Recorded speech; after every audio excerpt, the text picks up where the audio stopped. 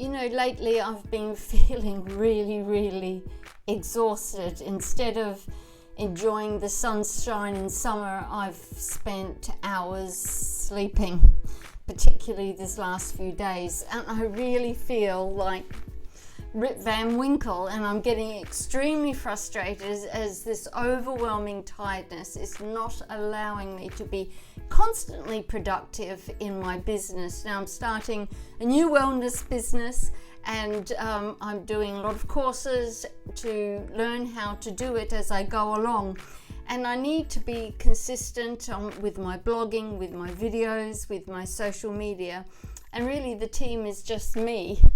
And I've had a manager to help me build my website to a business website, which is really lovely, but all of the content is down to me. And so this tiredness isn't what I want, and so I've done a lot of self-reflection, and I've asked myself, am I overcommitted? And that's what I'm going to be sharing in this video.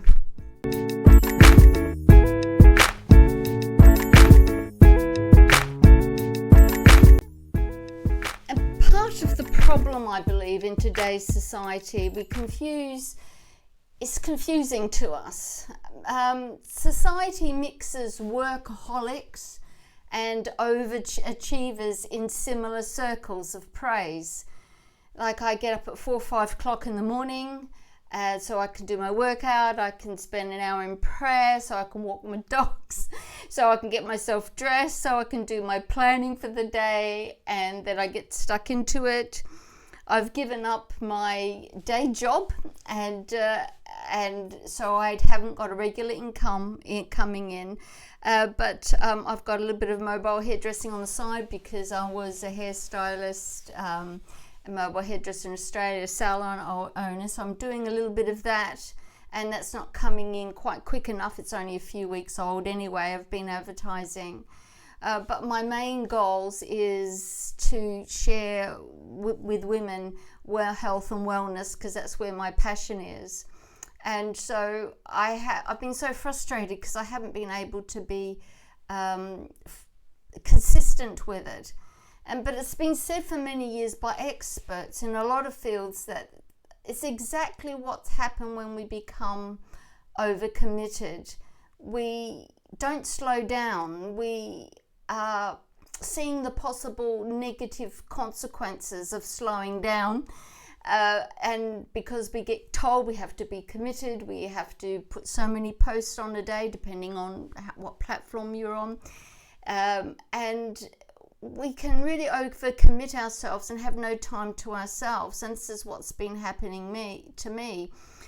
And I really, this self-reflection, I've been thinking that we may not see this being overcommitted as a mental illness, and it can be, and it is connected to our fast-paced and always connected society.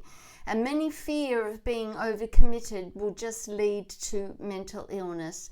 And burnout is one of the first stages of that. Now, as a psychotherapist and a wellness coach and consultant, I see a lot of this in people, and they're just totally worn out and burnt out. And I've been burnt out myself, and I think I'm on the edge of burnout myself.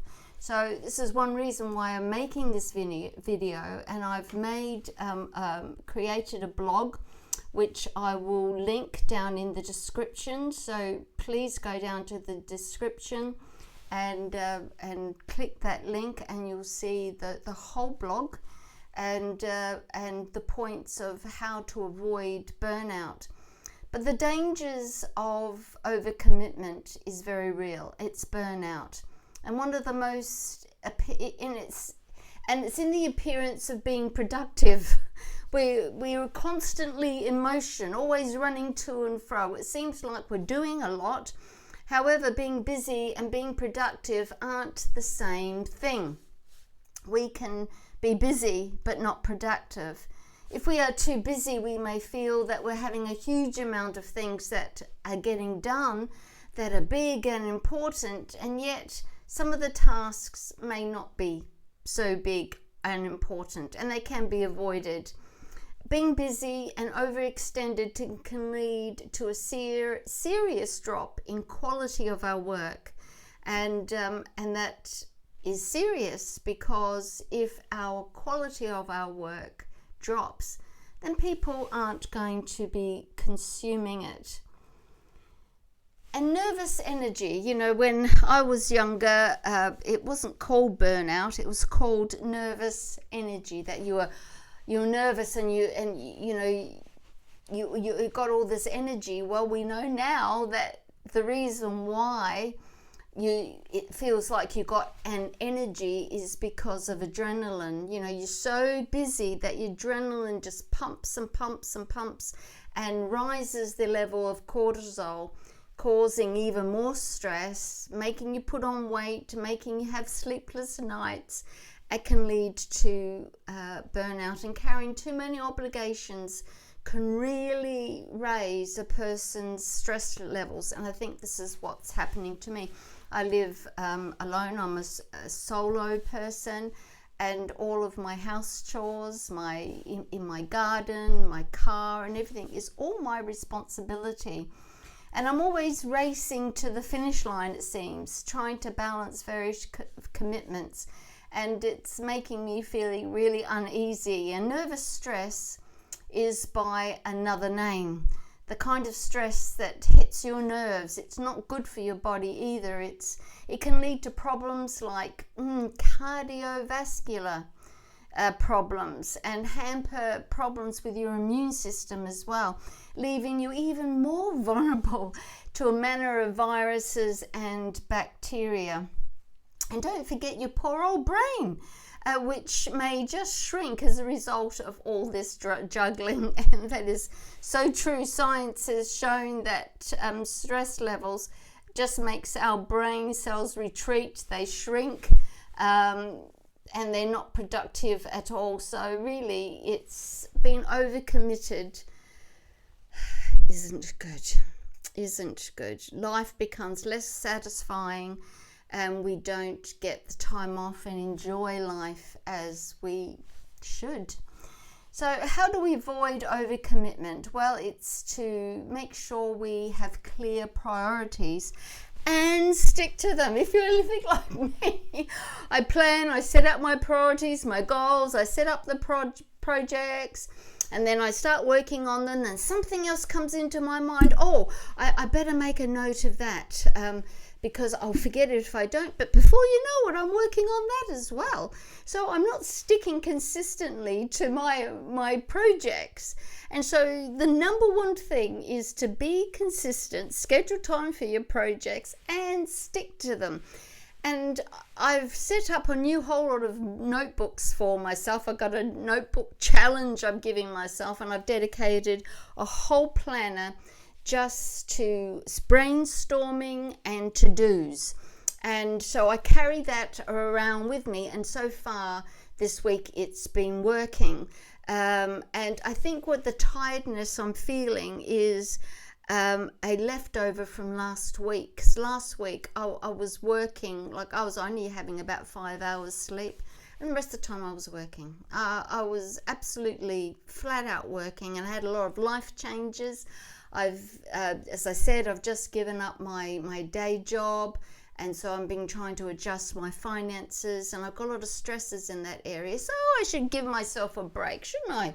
And like, I've had 2 naps today. I slept for nearly 9 hours last night, and I had a nap from 11 to 12, and then from 12 to 2 again. And I'm feeling better, but I'm not going to go nap until I actually go to bed at 9 o'clock tonight. I've got to go out this evening. So, so we give yourself a break. I'll give myself a break. So make sure that you schedule priorities and schedule downtime as well, and stick to it. And it's so easy just to cancel downtime.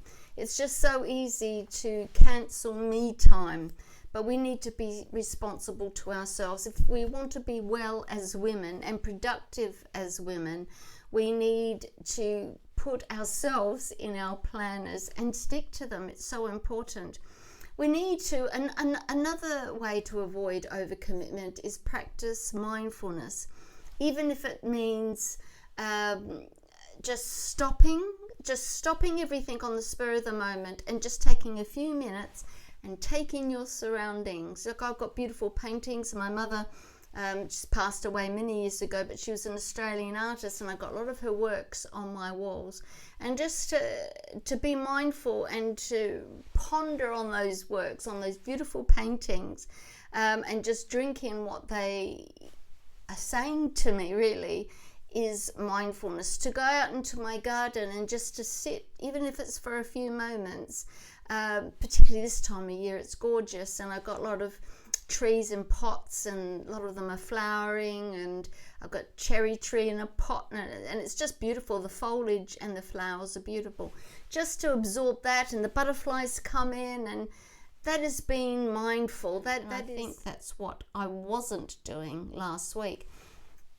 Regularly reassess your commitments, and that's what I've been doing this week. I've rejigged my planners. I've had a lot of self-reflection, and I've reassessed my commitments, and I'm wanting to focus on one thing. I bought a book saying focus on one thing, and what I want to do on this channel is to share with you the books that have helped me and are helping me. And so I need to be able to reassess my commitment even to my channel, reassess my commitments to myself, reassess my commitments to my business overall, and to think, is this too much? I want to get things done fast, and you hear of people who have overnight success, but you don't always hear the whole story. People don't always share all of the details of the failures, and some people, I get emails sometimes and it's like 1 o'clock in the morning, and do we really want to live like that, or do we want to live and enjoy life? So to review our lives is important. So in closing now, I really encourage you that avoid burnout.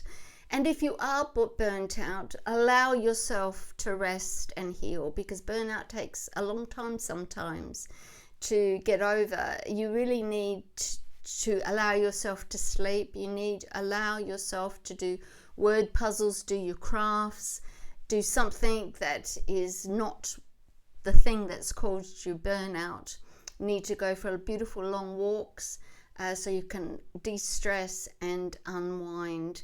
And so remember, click those links down below, and that's to help you. And one of them is to my blog, and you'll get the full tips and the full transcript of this. And remember, you only live one life, because you need to live it on purpose. And so make it enjoyable, make it healthy, make it well.